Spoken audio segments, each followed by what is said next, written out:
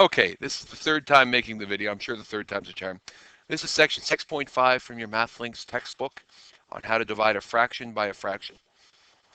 Your three exemplar questions can be done different ways. We're going to learn three different methods. The first method is called the common denominator method. And in this method, for the first example, we have 4/5 divided by 3/10. So if I think about this picture, what I have is I have 4/5 of something, and we can think of it as a chocolate bar or a pizza or whatever you want. And I'll highlight 4/5. And I'll say, if I have 4/5 of something, and I want to divide it into groups of 3/10 large each, how many groups could I make? Well, in order to do that, I need to cut these into tenths. So I'm going to cut these fifths. What used to be 4/5, I'm now going to make 8/10. And I'm going to ask myself, if I have 8/10 of something and I need to divide it into groups of 3/10, how many groups can I make? Well, there's one group of 3/10. There's another group of 3/10. And in terms of how many, that third group, I can't make a full group of 3/10. But what I can do is I can make 2/3 of a group. 2/3 of that final group can be made. So I can make a full group, a second full group, and 2/3 of a third group of 3/10. So my answer based solely on the picture is how many groups of 3/10 can I make? The answer would be 2 and 2/3. And I guess really that's a third method, would be drawing it, but that's so labor intensive that it's not worth doing. But the way we can use the common denominator is, well, there's my original question, and there's my equivalent equation that has a common denominator. And just like multiplication, what I'm going to do is I'm going to divide the numerators, and I'm going to divide the denominators.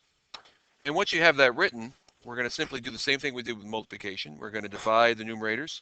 But in this case, I'm just going to leave it like this for a second. 10 divided by 10 is 1. And at this stage, because I didn't divide my numerators, I just wanted you to know that when you divide by 1, you don't affect the numerator's value. So really, that's going to be the same thing as simply this. And 8 divided by 3 can be expressed as an actual fraction. So my answer using the common denominator would be 8/3, which is an improper fraction. And when I reconstitute it back to mixed, I will get the same answer I did with the first drawing, which is 2 and 2/3. The second question, 2/9 divided by 5/6, or 2/9 divided by 5/6. We're going to look at this question.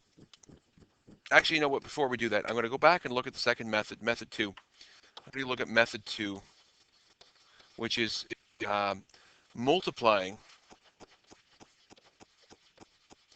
by the reciprocal. And what this means is, in that first question that I did 4/5 divided by 3/10, I know my answer was 2 and 2/3. I already did it working the common denominator picture. But if I take that question, and if I keep the first fraction, and I change my division to multiplication, so I'm going to use multiplication instead. And what I'm going to do is I'm going to take this 3/10 and I'm going to flip it, or I'm going to swap the numerator with the denominator. So instead of being 3/10, it's going to be 10/3. If I multiply the first fraction by the reciprocal, 10/3 of the second, I will be able to get the same answer, but using a completely different method. So here I'm going to multiply my numerators to get 40, multiply my denominators to get 15. How many 15s in 40? There's 2, with 10 15ths left over. And in lowest terms, that would be the same answer I got. But instead of getting it using common denominator, I got it by multiplying the first fraction by the reciprocal, or the flip, of the second fraction. So if I think of that method with the second question, and the second question, it works really well because it's really difficult to think about 2/9 of something and asking yourself, if I have 2/9 of something, if I was to draw it here, 1, 2, 3, 4, 5, 6, 7, 8 lines makes, oopsie daisy, there's 2/9. How many groups of 5/9 can I make from 2/9? And the answer is, if I think about this, there is 1, 2, 3, 4, 5. How many groups of 2/9? If I have 2/9, then I have to make a group of 5/9, which is that little ditty line right here. How much of a group can I make? Well, I can make 2/5 of a group, right? Because that whole group is 5/9, and since I have 2/9, I can make 2/5 of the group of 5/9 if I have 2/9. I know that's wordy, but that's what the picture would look like. But instead of doing it this way, I could say, okay, what if I choose to keep the first fraction? Oh, I made a mistake. It's supposed to be sixths. Oh, ignore that whole last part. I made a mistake. And I say, instead of doing that, I want to multiply by the reciprocal of 6/5 or 5/6, which is going to be 6/5. Now, I know from the previous question I'm able to get the same answer. I know from the previous question I was able to get the right answer. So if I multiply the numerators here, I get 12. If I multiply the denominators, I get 45. Some people think that's lowest terms, but it's not because both are divisible by 3. And I end up getting 4/15 as my final answer. So the answer for B, using multiplication by the reciprocal, would be 4/15. But finally with C, given the fact you could use a common denominator, given the fact you can use the method of multiplying by the reciprocal, probably the best method for mixed fractions, if I have 3 1/6 divided by 1 2/3, when dealing with mixed fractions, whether it's adding, multiplying, dividing, or subtracting, the easiest way to deal with them is to think of them as improper.